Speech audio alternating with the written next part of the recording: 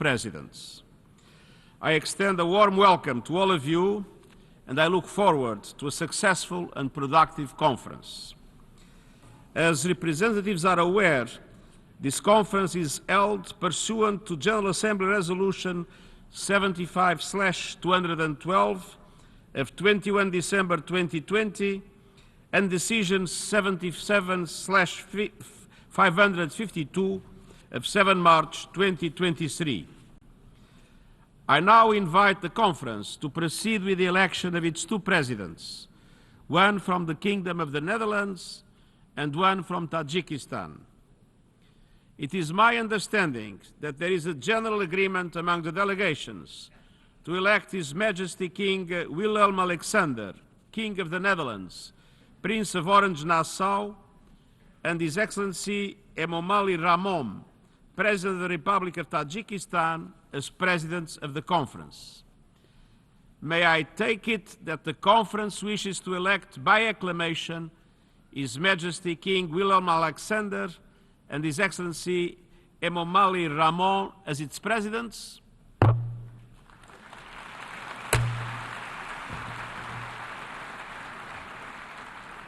It is so decided.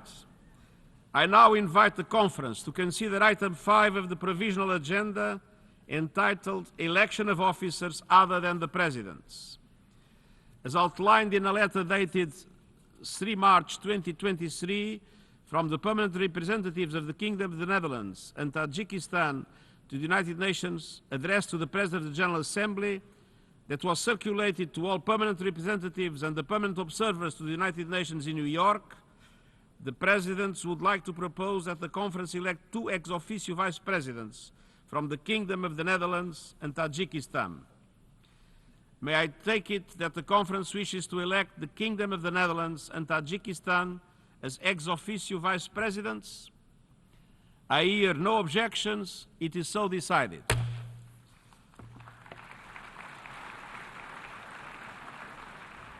On behalf of all participants in the conference, I congratulate His Majesty King Willem-Alexander and His Excellency Emomali Rahmon, as well as the ex officio vice presidents on their election, and invite the two presidents to take their seats at the podium to take over the proceedings of the conference. I request the protocol to escort their excellencies.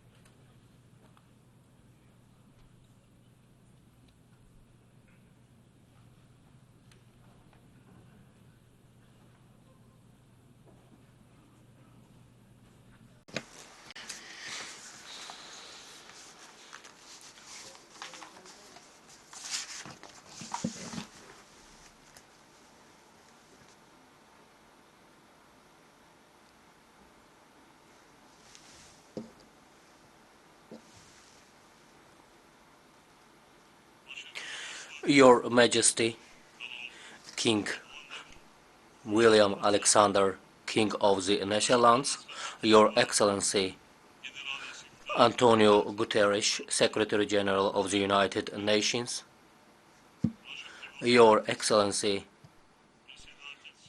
Csaba Kőrösi, President of the 77th Session of the General Assembly, Your Excellency Lachezara Stoyeva, President of the Economic and Social Council, distinguished heads of state and government, ministers, excellencies, ladies and gentlemen.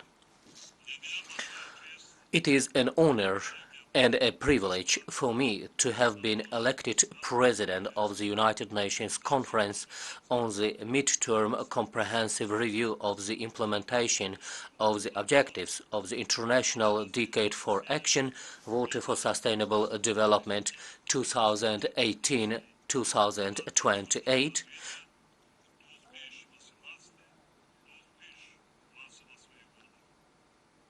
together with His Majesty King William Alexander, King of the Netherlands. Allow me at this juncture to deliver some introductory remarks as President of the Conference.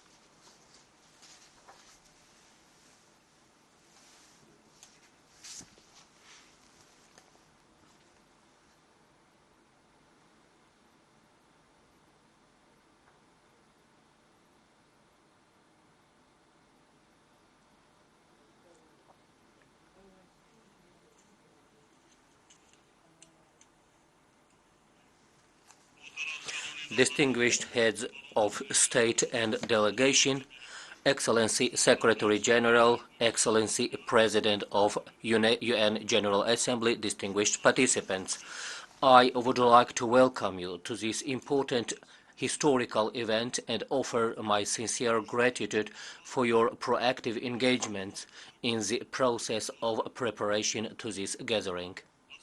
It is quite symbolic that this conference is coinciding with the World Water Day and the International Nowruz holiday. May I extend my sincere congratulations to all of you on this occasion. It is worth noting that Tajikistan has been leading water-related issues on the global development agenda for more than 2 decades. At our initiative, the United Nations General Assembly adopted 9 resolutions on water issues, and their implementation laid a strong foundation in achieving coordinated global water goals. Indeed, the United Nations member states and agencies, including members of the Friends of Water Group, played an important role in promoting these global objectives. Ladies and gentlemen, as you are aware, we have been doing important tasks in this regard. I would like to offer my sincere gratitude to all of you for supporting our initiatives. Ladies and gentlemen, as you are aware, water resources are currently deeply affected by various threats and challenges, which indeed negatively impact all aspects of public life, particularly the food security, generation of green power, and nature sustainability.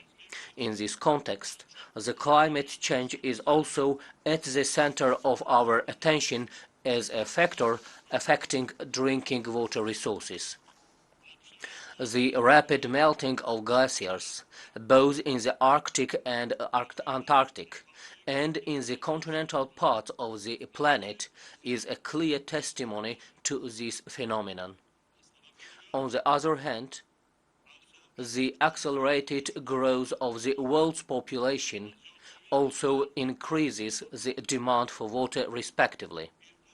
Due to these 2 factors, during the last 5 decades, the water availability per capita indicator declined by almost 2.5 times globally, and by more than 4 times in some regions of the globe, including Central Asian region.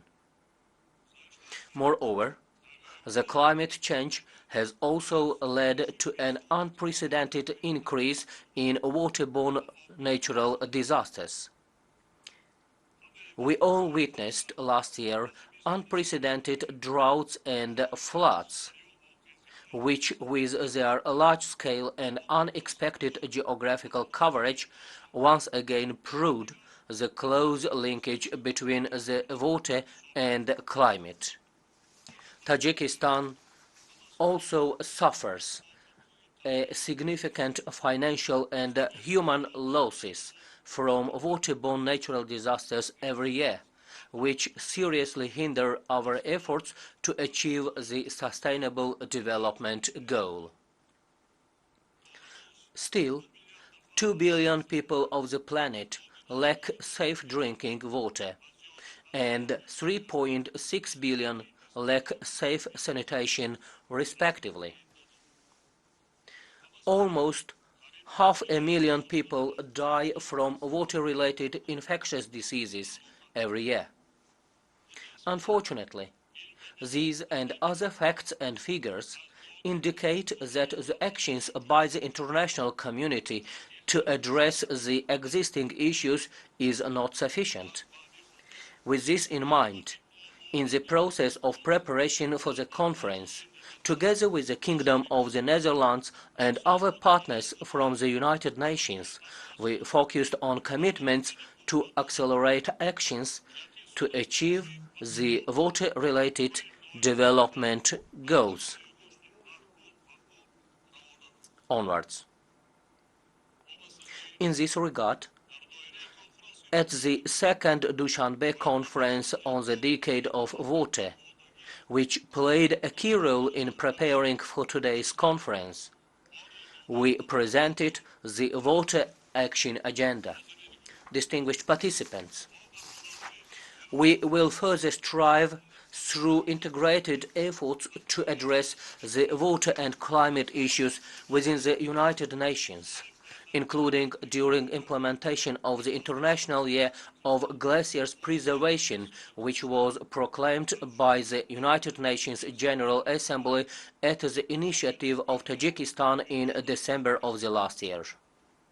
In this context, we will host a high-level international conference on glaciers preservation in Dushanbe in 2025. Tajikistan, where 60% of water in Central Asia is accumulated,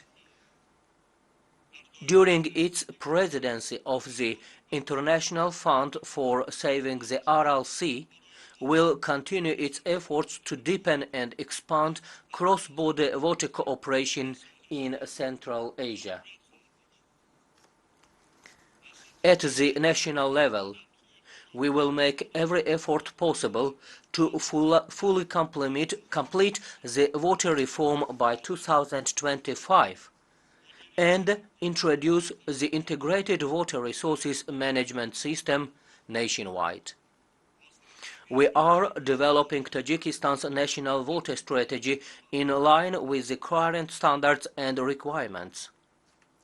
We are developing a targeted national program to ensure the access of the country's entire population to safe drinking water and sanitation by 2030, and we are determined to double the funding in this area gradually.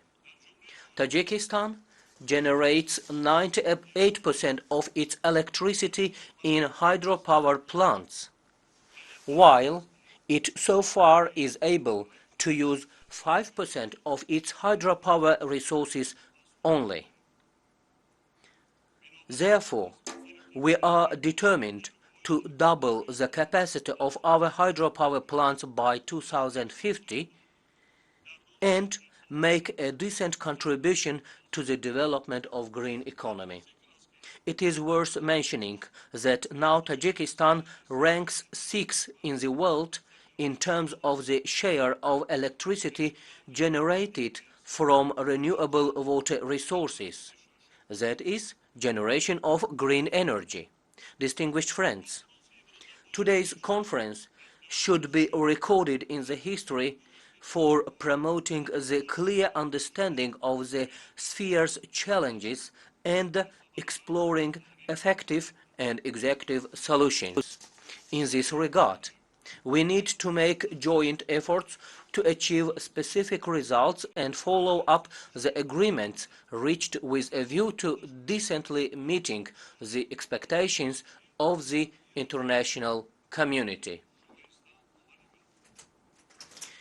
With this in mind, and with a view to monitoring the implementation of our commitments constantly, I would like to propose to arrange the next United Nations Water Conference in Tajikistan at the end of the decade for action in 2028. With a view to fulfilling these actions and commitments, especially the Water Action Agenda, I propose to widely use the Dushanbe Water process as a monitoring platform. It is my firm belief that our collective efforts and new commitments and actions within today's conference and their implementation will come to fruition. Distinguished friends, ladies and gentlemen, water is the main source of life. Tajikistan is a country with abundant resources of drinking water. We brought some water from Sarez Lake, which is located at an altitude of 3,500 meters in the mountains of Tajikistan. Sarez, in fact, is a rare example of pure water resources originating from the glaciers and snow-covered peaks of my country, can provide the people of the Central Asian region with high-quality drinking water for many years. The United Nations Secretary-General, Mr. Guterres, visited this lake during his trip to Tajikistan, and I assume there are other participants in this conference today who also visited this lake and glaciers of Tajikistan. We are all aware that the drinking water sources are depleting every year under the influence of climate change and other global processes. For example, thousands of 14,000 glaciers in Tajikistan have completely melted in the last few decades. In this regard, I would like to propose to develop and implement specific national, regional, and international programs for the preservation and effective use of all water sources. Pursuing this initiative is indeed consistent with our commitments in the implementation of the global climate agenda and requires fruitful cooperation with all partners.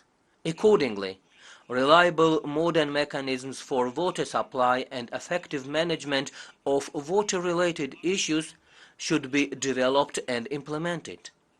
I hope that we will achieve the agreed international goals related to water thanks to our collective efforts.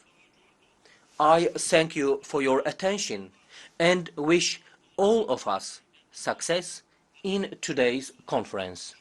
Thank you very much indeed for your attention.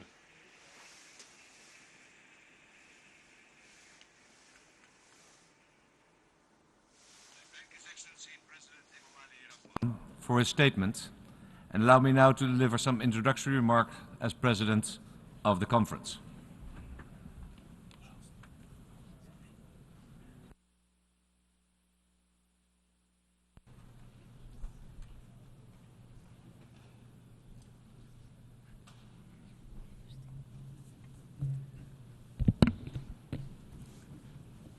Excellencies, ladies and gentlemen,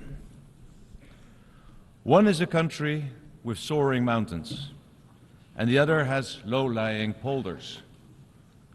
One country lies upstream and the other downstream. One country is landlocked and the other is coastal. One is where the rivers begin and the other is where rivers flow into the sea. The differences between Tajikistan and the Netherlands couldn't be greater. As co-hosts, we may seem like an odd couple. We're opposites, each with a completely different water balance. Nonetheless, together we are delighted to welcome you to the start of the UN 2023 Water Conference. Because together we represent virtually the whole world of water. We even represent the small island developing states, because part of the Kingdom of the Netherlands lies in the Caribbean and comprises of Aruba, Curaçao and St. Martin, as well as the islands of Bonaire, Saba and St. Eustatius. Together, we want to emphasize that water is our common denominator. Let's remove all the barriers that separate water-related issues. Everything we need to live a decent life is directly related to water. Our health, food, safety, habitat, economy, infrastructure, and climate. Water security is one of the defining concerns of our time, and it will determine our collective sustainable future. Leonardo da Vinci was absolutely right when he said that water was the driving force of nature. That driving force is now under threat. We face a future with too much or too little water, or water supplies that are too polluted. Research commissioned by the UN has shown that almost half of the world's population will suffer severe water stress by 2030. Not just stress, but severe stress. And the worst affected will be those who are already vulnerable. And let's not forget that 2030 is only 7 years away. The Sustainable Development Goals Report 2022 painted an alarming picture in almost all areas. In the words of that report, interlinked crises are putting the agenda for sustainable development in grave danger, along with humanity's very own survival. We all know it. We all feel it. Now it's the time to rise above our partial and sectional interests, see the big picture, and get moving. We, as members of the international water community, can be the drivers of change. We have to value water, surface water and groundwater, and use it more efficiently and sustainably in every sector, locally and globally. So it is encouraging that our invitation to attend this water conference has been accepted by so many. Not only by the members of the United Nations, but also many stakeholders, companies, towns, indigenous groups, organizations run for and by women, nature organizations, and scientific institutes. Rarely has a UN conference made such a splash. I'm also happy to see that the younger generation is highly motivated and ready to help find solutions. But as they themselves have said, we can't leave all the problem solving up to them. It's our responsibility to do everything we can. During this conference, we went to get the water wheel spinning. We won't rest until water is given the place it rightly deserves on global agendas and policy programs. We will bring all our commitments, pledges and actions together in a water action agenda. And we will create a fluid connection between water and the broader work of the United Nations up to 2030 and beyond. Above all, we will talk to each other and share our experiences. And if I could offer just one tip, seek out the company of those who are outside your own field. Look outside the box. If you're a diplomat, seek out an engineer. If you're an engineer, talk to a policymaker. If you're a policymaker, meet up with someone